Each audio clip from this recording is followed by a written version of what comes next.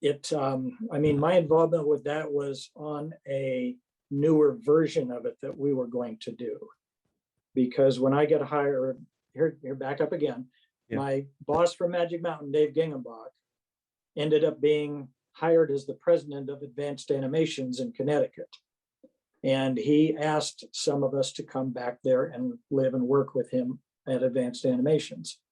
And one of the first things that Warner Leisure wanted to do was just upgrade the show. And that's where I was involved with Rolly Crump and his Mariposa group, who were putting together the new show. So I worked on it a little bit here out of the Mariposa offices, just doing some maquettes, and then took it back to Connecticut. And we had one of our key sculptors come back and sculpt the full-size characters. But the whole thing got canceled. They still had the original Looney Tunes review in a number of the restaurants, but the upgraded show was canceled. So we had gone all the way to full-scale sculpture, and they were just destroyed and lost. Oh, and I'm sure you saw the pictures on Facebook yeah. that I kind of rediscovered again recently. Well, but that's as far as that show ever went. It's a new art form of just finding these ancient ruins of animatronic shows. You know, people have these whole YouTube channels about it, and it's one of those things it's tragic in a way to see how it ends up. But then when you just think about how much joy that those things brought, maybe not the second version of Looney Tunes, but like, so Tex Critter's Pizza Jamboree, that's something that I've never heard of. So when seeing that artwork, it's a place I wish I experienced as a kid. Well, that was through AVG Productions also, and again, that was a Rolly Crump design. You could tell because you know, parts of it reminds me of Berry Tales at Knott's Berry Farm. You know, almost like that same vibe or an extension of it, that world. Yeah, I mean, he built this little model stage for that, and I did the maquettes for it originally. But yes, you can definitely tell that's Rolly's style. Definitely. Oh yeah, it's. I can't say it's timeless because it looks like an era. You know what I mean? But I think that's where the charm comes from. So did you love Country Bear Jamboree? Did you love America Sings, like the real Disney absolutely. Shows? We studied those shows intently before embarking on some of the things we did. It's a good formula. You know, some of them have like the couple theaters that spin around, or when the bears come around, and that's how to utilize the space really well. That became kind of a standard format after a while. Country Bear kind of led the way on that, with the main stage and then the two side stages with revolving turntables. And a lot of the other companies, the little, animatronic companies and shows that came after, followed that formula because it was so successful. So would you say that the Carousel of Progress started it? Because the side rooms, they do something similar too, how they switch.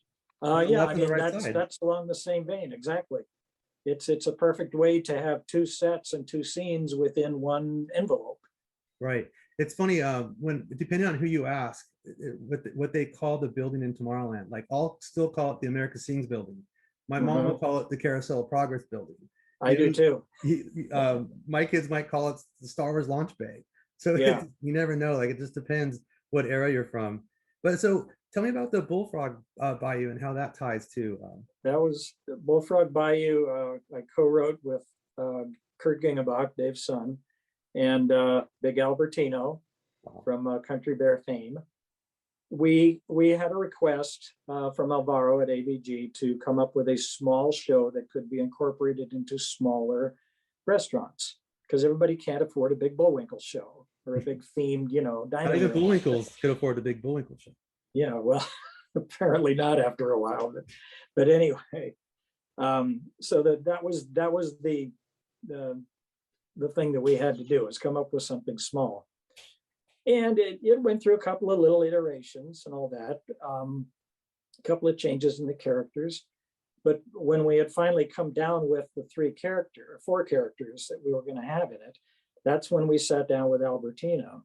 And I remember one day in particular, we rented a room at the Ranch House Inn across from Magic Mountain, just to get away from the AVG offices to where we could concentrate. So a lot of Bullfrog Bayou was written in a room across from Magic Mountain. Oh my God. And this was before we had a lot of computers for typing on. So it was all hand typed on, I'm sure the hotel's like, what is going on? I typed it all myself along with the whiteout and the corrections and everything. And Bayou was just a really good show. By the time we were done with it, everybody who saw it at AVG said it was the best thing that we had ever done, because we had actually written original music for it, gone through the whole process of recording famous actors doing the voices. Alan Oppenheimer, who used to do Skeletor, was Tad, the little guy. Hal Smith, who, a very famous character actor, he was Uncle Rolly. And Tress MacNeille was Polly. And of course, Tress MacNeille does, about 100 different voices on The Simpsons and every other cartoon you can imagine. Oh my gosh. So we got to work deal. with these people, Well, what happened to the show? Well, the first one did get installed in a pizza parlor in Santa Maria. The second one was seen by somebody at Six Flags, and they loved it so much that they put it in Six Flags Atlanta. And it lasted there for many years, even beyond the one in the pizza parlor in Santa Maria. I don't know what happened to the prototype. It probably is still there at AVG Productions.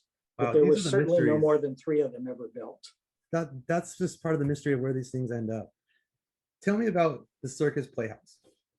Circus Playhouse was the very first show right after Monster Plantation that I was involved with at AVG Productions. I had finally left Six Flags because they didn't have anything else for me to do, basically. They weren't going to do another Monster Plantation or another dark ride. And I wasn't going to go back to merchandise. So Alvaro Villa hired me at AVG Productions to come work there full time.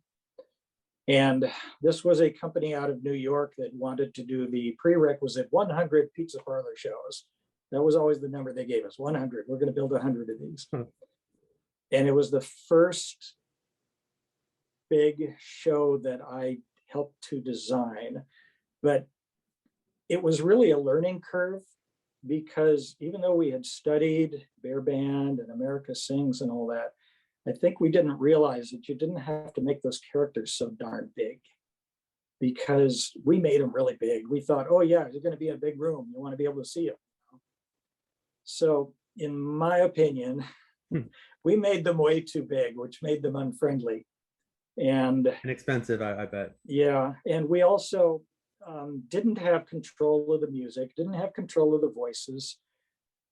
All we provided really were the characters and the basic framework and the stage design. And then beyond that, the contents of the show were not given to us, and they were provided by the New York company.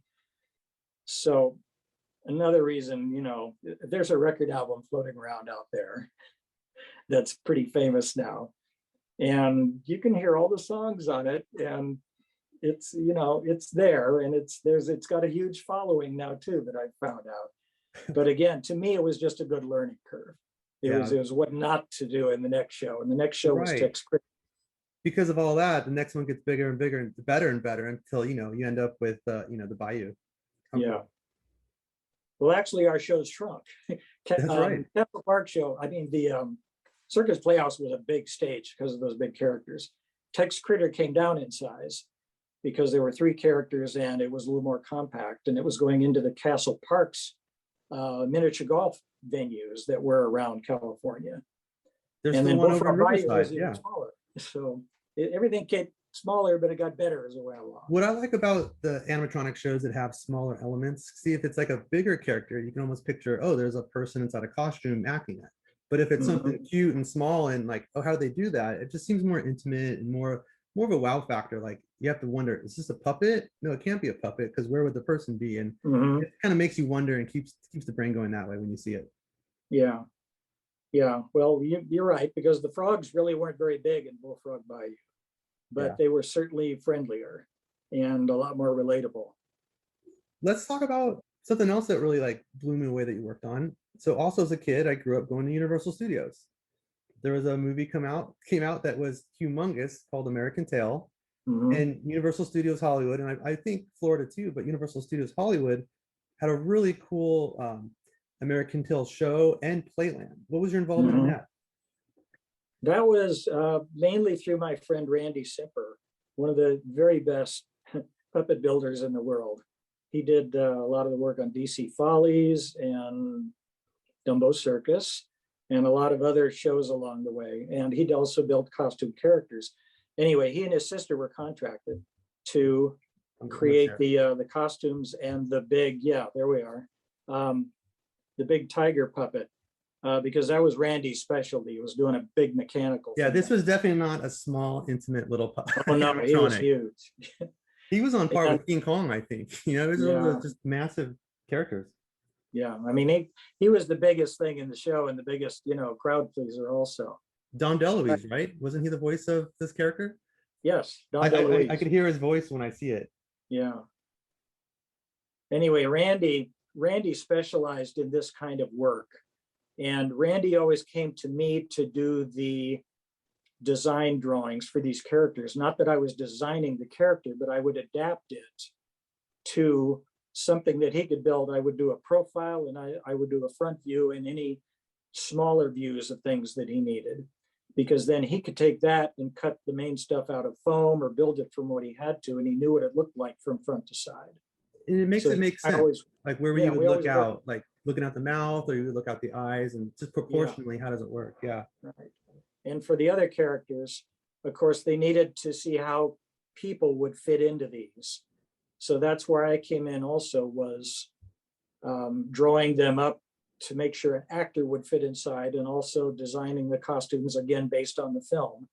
So all I did for that was the design drawings. And of course, I got to go and see the show too and everything. Did you get to try one of those costumes on? No, that was the very last thing that I did before I joined Imagineering. Oh, wow. I was between jobs. I had been working at Ruby Spears Productions, and just like a lot of people in the animation industry, I had been laid off after a season, waiting to be picked up again. But instead of getting picked up or waiting to get picked up, I reapplied at Imagineering. And in the meantime, this show came in there, so it kept me busy. It kept me, going for about 3 or 4 months. Oh, that's awesome. What a cool show. What a cool last project before going to Imagineering as well. Okay, once you finally get into Imagineering, that is the dream. What kind of projects did you start out doing? Well, the very first thing I was on there was Euro Disneyland, which was mostly designed and was already in the field, and they were clearing the land and starting to build vertical there. But the post show for Small World still had to be designed. And they had brought on the sponsor recently, France Telecom. So that was the very first thing I did, is I worked on concepts for France Telecom and Small World. Oh, wow. You mentioned Figment. Figment came, this was after, of course, the Imagination Pavilion had opened. There was a company contracting down here to make a puppet for some reason. I don't remember what the reason was, but they needed a puppet of Figment designed. Like the so walk that around they could character? create it. Like so Dreamfinder could walk around and hold it? No, it wasn't the same one. I don't remember exactly what they were going to use it for, but they also needed a walk around. And I did a version of Figment as a walk around character with a person scaled inside. Well, they when I went, I think in the late 90s, I saw a gigantic walk around Figment. Was that Yeah, the same one? Is that different? No, that was different. That was done later by the park. Well, what, the more Figment, the better. But it's Yeah. nice to keep these characters nice and small.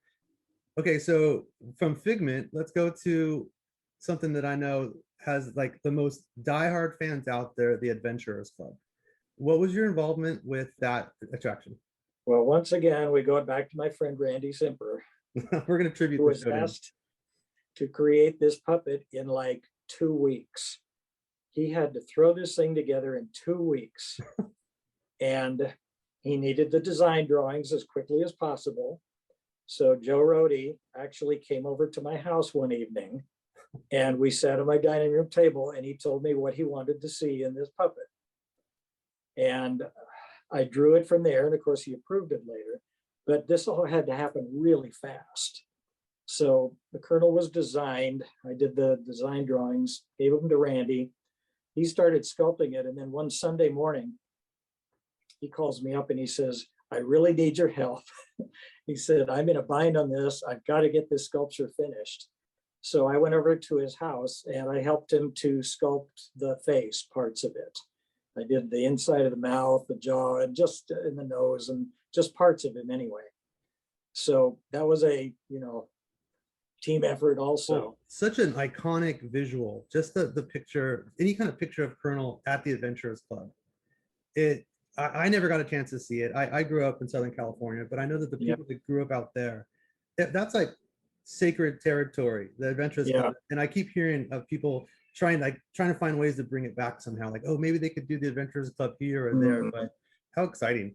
Well, let's go from the Adventurers Club over to overseas, Tokyo Disneyland.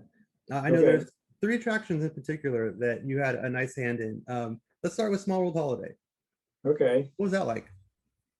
Well, Small World Holiday, the one at Disneyland, had been very successful. Christmas is a huge thing in Tokyo. It's more secular in nature there, but the holidays and the whole thing about Santa Claus, they've really adopted that and they love it. And they wanted to dress their small world and have a big holiday production for that too. So it's a completely different ride than the one at Disneyland. It's based on the Florida layout, and it's pretty much a duplicate of Florida once you've gotten through the indoor queue and the indoor load area. So we had different sets because they were done differently. Willie Crump and Mary Blair did design the Florida version, but it's different than the one that was at the World's Fair. So the sets are different. The order of the things are different. So we had to design all new things. We did take some things from Disneyland. There were some bells hanging in the Africa section that we were able to duplicate. There was a hanging kind of canopy that's in the Latin America and Mexico area that we duplicated. But there was a lot of new stuff as well that I was able to design, and trying to keep within the Rolly Crump style as much as I could so that it blended properly. And, it stood out, but it didn't stand out to where you thought it didn't belong.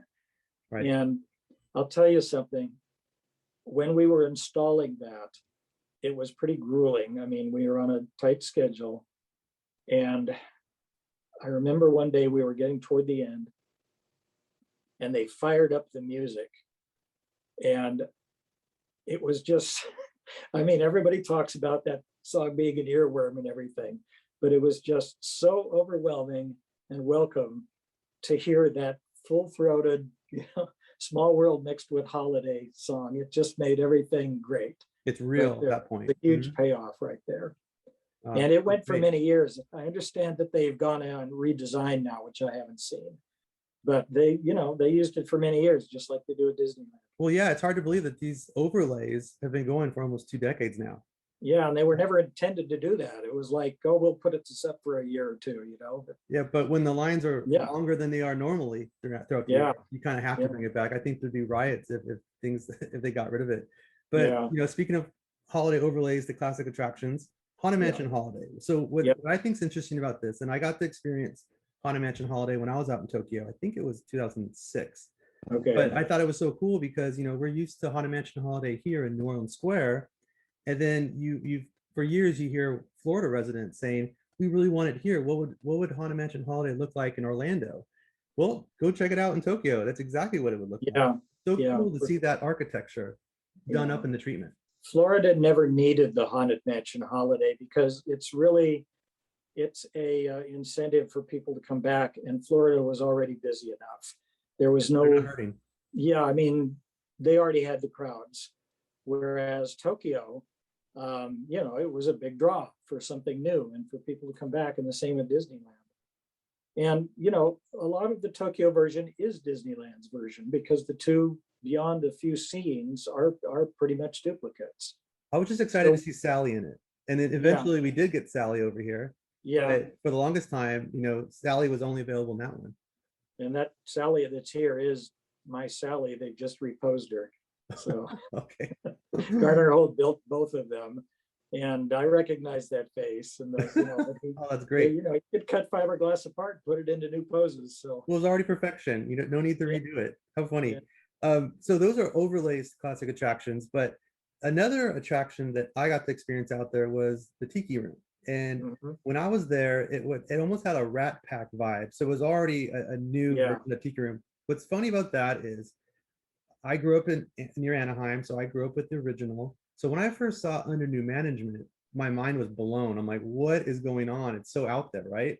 But I was excited. I was still, nonetheless, I was excited to see a new version of it. It was refreshing in a way. No matter how much Gilbert Gottfried was yelling in it, I'm like, Yeah. it's fresh to me.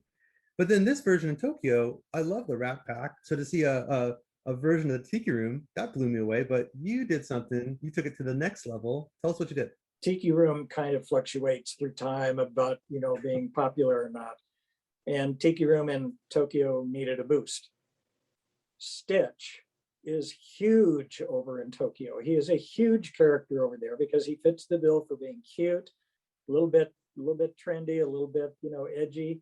And they've got tons of merchandise with Stitch over there. So we had already done Stitch for the Stitch's Escape or whatever they called it afterwards. Mm-hmm. So we already had the figure. The But figure's amazing. yeah, we decided to not do the forearms Right, just because he was cuter in the film without the forearms. right. Got rid of the antennas. And I actually had them bring his ears in a little bit because they were so huge in Florida. But in other words, putting a Hawaiian shirt on him with a ukulele is just win-win, And it's a perfect stage. It's the Yeah. perfect attraction to overlay to that. When I was first thinking of, before I even knew that they were going to do that or did that over there, I was thinking if they were to ever touch the original one, which is a Mhm. huge conversation there.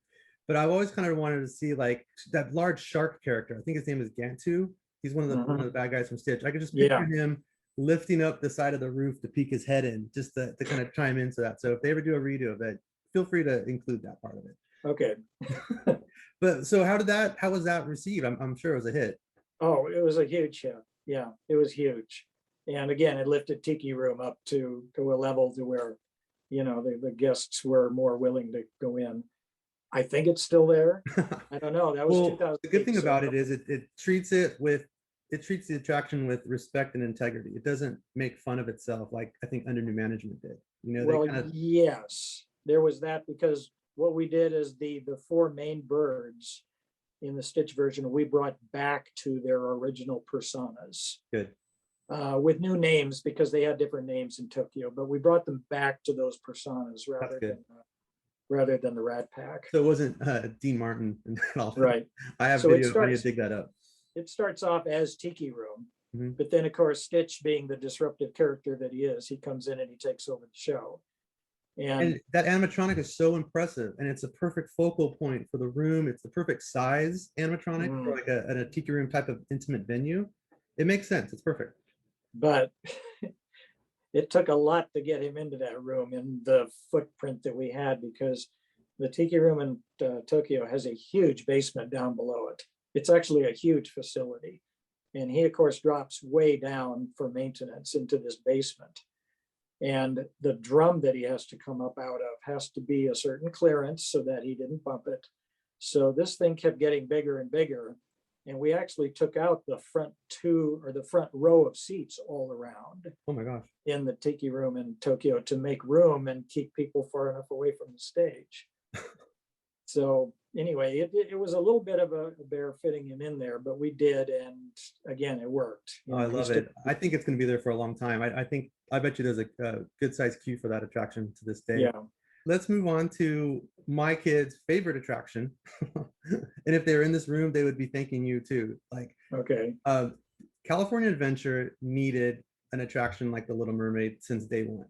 And I'm glad that enough of the reimagining of California Adventure happened to allow the Little Mermaid to show up there. So tell us all about your involvement in Little Mermaid. Well, Little Mermaid came about as I was finishing Stitch in Tokyo, and a previous team had already been working on it, and they're actually the ones who did the original layout of the scenes and the original track layout because we were in a very confined footprint because of where the Golden Dreams Theater was. Mhm.